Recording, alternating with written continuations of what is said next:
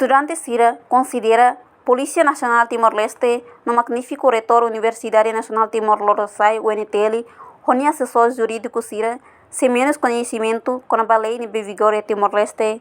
Estudante Natalísio Nunes Martins, Russi Faculdade de Direito, a tua preocupação liga ao acto brutalismo, Russi membro PNTL, nebe halo agressão física sobre o estudante Sira e a campus central UNTL Caicoli, quinta-feira lança no Recingrua, fura de dezembro, né? Natalísio Dehan, PNTL, no magnífico reitor, onde assessor jurídico Sira, se dá o que é compreensão com a lei número 1/2006, aplicação baregra, aplicação em tempo no espaço nível Hanissan. La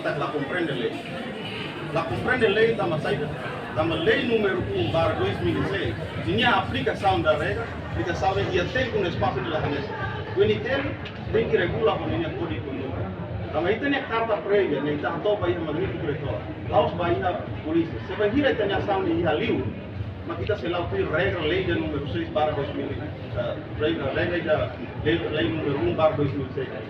Enquanto se ia a campo, kita usa a autonomia campo, kita tudo de código de conduta mesmo para regular a velocidade. Também precisa até a aplicação da lei e a tempo no espaço. Jadi mas kita característica. Antes ne ação halo na medidas para. Namba ação ne kita halo sei baru tiba ne última recurso. Recurso itu satu resolve problema. Mas antes ne Senado sira ami halo ona carta da latori do magnífico reitor, halo ona denúncia ba público, halo ona diálogo o magnífico reitor a estrutura sira. Tidak ne anesan meio sira para tu poder resolver problema. Se tidak ne mak la resolver problema, dalam incluso kita tem várias ação pacífica pode resolver problema. Inclui bloqueia magnífico reitor em gabinete da campo sira.